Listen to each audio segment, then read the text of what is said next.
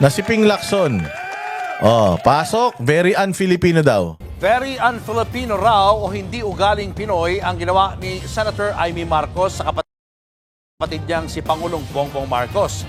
Suspetsya ng ilan, nililihis lang ng senadora ang issue. Nasa front Paano nililis yung issue saan? Sige. Pakinggan natin. line ng balitang yan si Mayan Los Baños. Sa Pilipino, naawa ako sa kanya. Naaawa Naawa ka kay Bongbong? Bilang isang Pilipino, naawa ka kay Bongbong? Magnanakaw si Bongbong, 100 billion insertion, 51 billion yung in-insert. Ay, yung di umanong korupsyon, naawa ka sa kanya? Putang ina, maawa ka sa amin, ninanakawang kami. Putang ina ka, Ping Lacson, bobo ka talaga. Maawa ka sa kanya, hindi ba ikaw noong 2022 nagsasabi magpa-drug test siya? Di ba kayo ni Pacquiao nagpapakalat na adik si Bongbong? Kayo ni Pacquiao nagpapakalat nun eh. Tapos ngayon naawa ka sa kanya dahil kaalyado mo na siya? Putang ina, mga traidor talaga kayo. Kapal ng mukha nyo talaga.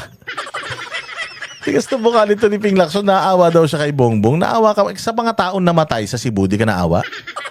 Sa mga nawalan ng mga tahanan, hindi ka naawa? Dahil sa korupsyon, dahil adik yung nagdidesisyon, dahil magnanakaw yung nasa gobyerno, hindi ka naawa doon sa mga tao? Mas naawa ka pa doon sa adik? Di umano ito. Ang nagsasabi nito si Amy Ini-echo ko lang yung sinasabi ni Amy. Patunayan nila yung sinasabi ni Amy hindi totoo. Hanggat di nila pinapatunayan yun, adik ang tingin ko dyan. Oo. Bahala kayo kung anong tingin ninyo, pero ako adik ang tingin ko dyan. Hanggat hindi nila napapatunayan na yung sinasabi ni Saldico hindi totoo na 56 billion yung napunta sa kanya, magnanakaw para sa akin yan. at ramdam daw ni Senador Ping Lacson ang sakit na posibleng nararamdaman ngayon ni Pangulong Utang na, sakit na nararamdaman. Wala nga, baliwala nga eh.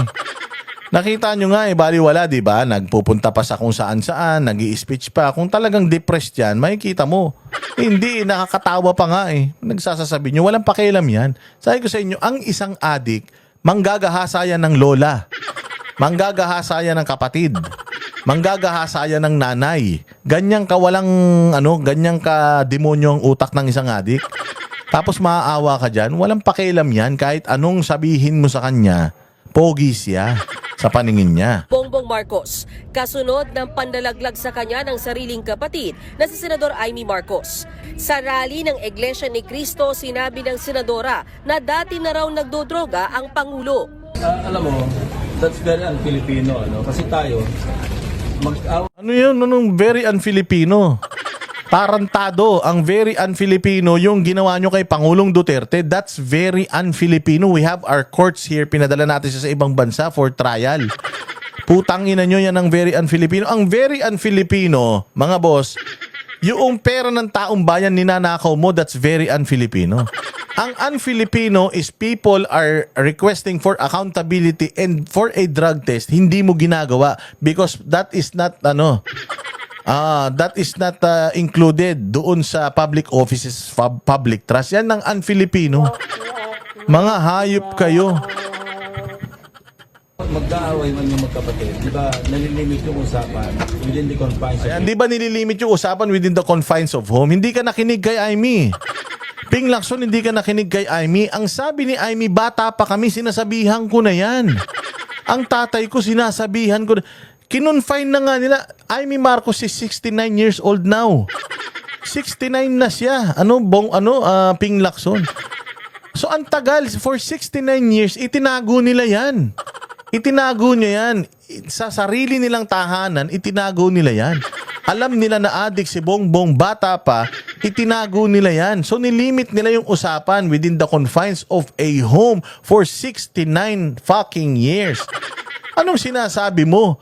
Kaya nga nilabas na to ni Amy because nakikita na ni Amy ang dami nang nadadamay, ang dami nang namatay, ang gulo-gulo na ng Pilipinas dahil wala na sa katinuan yung kapatid niya at di umano yung kapatid daw niya dinodroga ng mga nasa paligid niya.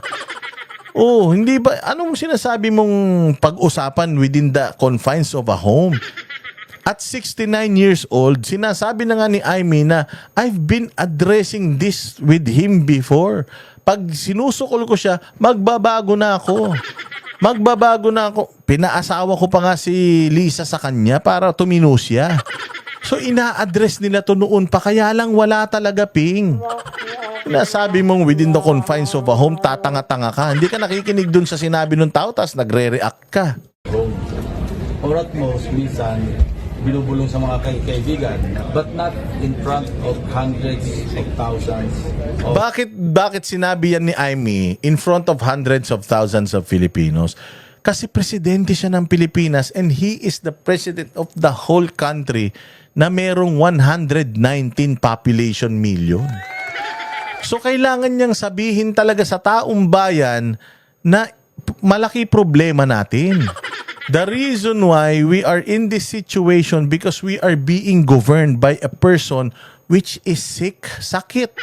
May sakit sa utak yung ano natin, yung namumuno sa atin. And I have to tell you this kasi nga, you have to brace yourselves. Kasi in the future, if we are still being governed by this person, mas marami pang problemang pwedeng dumating sa atin. Yun yung sinasabi niya. That's why sinabi niya ito dyan sa harap ng pagkarami-rami ng tao. And nagpunta nga yung mga tao dyan para maglabas ng kanilang sama ng loob sa gobyerno. So nilabas lang din ni Amy Marcos yung kanyang sama ng loob at sinabi na, putang ina, yung mga nakapaligid sa kapatid ko puro adik, puro magnanakaw. O yung kapatid ko ang bait-bait niyan, matino naman tao yan, pero putya nilulong nila ng sobra. O tapos, anong nirereklamo mo? Ikaw talaga, Pingo, hindi ka marunong. Filipinos. Especially in a religious gathering.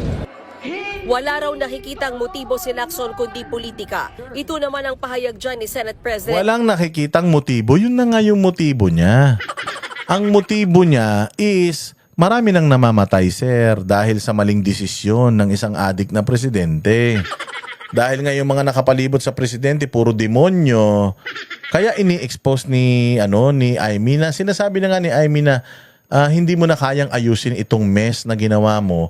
So I think it's better for you to just step down, let's just go home and magpagamot ka na.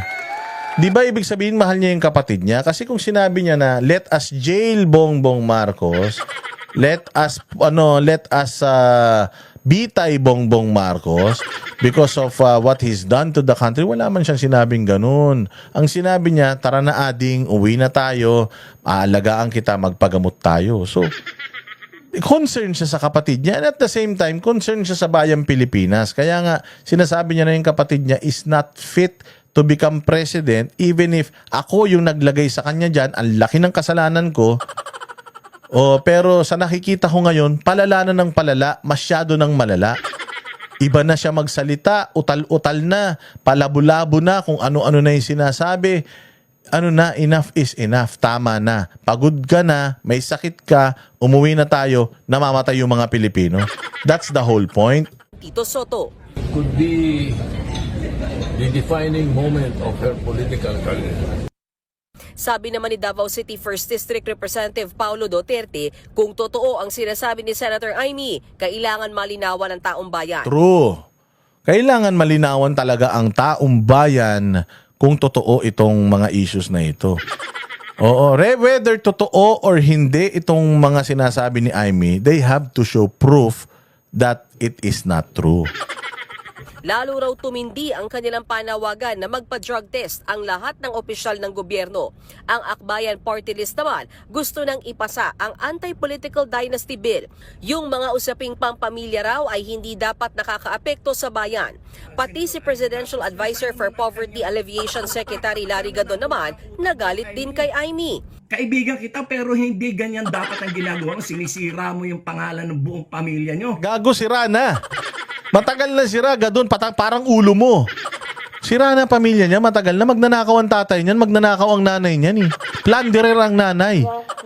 Nakasuhan at nasintensya ng Sandigan Bayan, magnanakaw ang nanay niyan. Ang tatay magnanakaw din.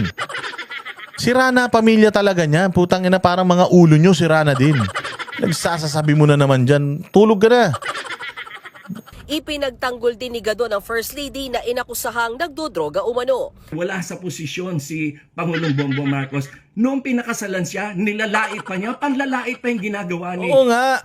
Kaya sinabi na nga niya sa kwento eh. Wala nga sa posisyon. Bata pa sila noon. Pinakasal ko nga kasi nga putang ina wala na sa hulog tong kapatid ko. Baka sakaling tumino. Hindi nga tumino, lalo lumala eh. Sige ka doon, nakikialam ka, di ka naman kano-ano. Putang ina ka, di ka naman nila kilala noon eh. Ngayon ka lang naman nila naging kakilala eh. Wala ka namang kwentang tao noon. Huwag ka naman makialam, di ka naman kapatid. Para kang si Claire Castro eh. Mas magaling ka pa sa ate eh. Problema ng pamilya yan, pinakikialaman nyo. Pabayaan nyo sila mag-away-away. Alam mo, Larry ka doon, ito na lang ang ano mo. Putang ina to si Marcos, sinungaling to eh. Bongbong, lika, pa-drug test tayo. Ganun lang mga simple yun eh. Kahit anong bula ng bibig mo dyan, mamatay ka sa kakamura mo dyan, walang magagawa yan. Bakit? Iisipin ng tao, adik talaga si Bongbong hanggat hindi siya nagpapadrug test ulit. Yun ang i-advokasya mo. Yun ang pumunta ka kay Bongbong, total, wala ka naman ng trabaho. Hindi pala, malaki pala trabaho, malaki kinikita mo sa gobyerno.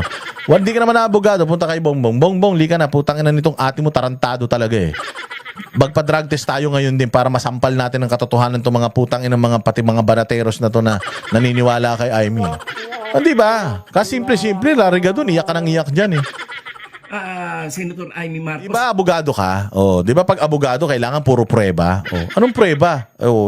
Walang prueba yung sinasabi mo kahit na bumula bibig mo. Kahit sumabog yung ilong mo. Walang ano yan, walang kwenta yan. So long as hindi kayo nagpapakita or as long as hindi kayo nagpapakita ng prueba na hindi adik si Bongbong, adik sa amin yan. Nasaan naman ang kanyang utak? Sana napunta ang utak mo, Amy? Nando dyan pa rin. Ikaw ang wala ng utak. Kaya nga na-disbar ka 2 beses pa.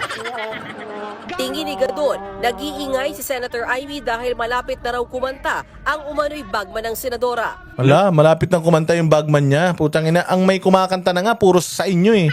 Kinakanta na si Saldico. Kinanta na ni Saldico si Romualdez. Kinanta na si Bongbong. Tapos sasabihin nyo, marami malapit na kumanta. Putang ina niyan. Lapit na kumanta yung iyong bagman dyan sa Ilocos, yung mga DPWH projects na yan. At sa aming narinig din na si Diskaya pala ay contributor sa campaign mo. Gago. Kahit contributor si Diskaya sa campaign niya, kinuha nga ni Bongbong yan sa ticket niya, tanga. Si Bongbong nga nagpatakbo eh, sumumpa pa sa kanya yan eh. Nung tumakbo sa Pasig yan. Bobo, iano mo lang, ipapahamak mo lang lalo si Bongbong. Diyan sa mga kaututan mo. Wala pang bagong pahayag tungkol dyan si Senator Amy Marcos. Yan na, di ba? Ang init ng mga balita. Mainit ang mga balita, mga bossing. Grabe, umaatikabo.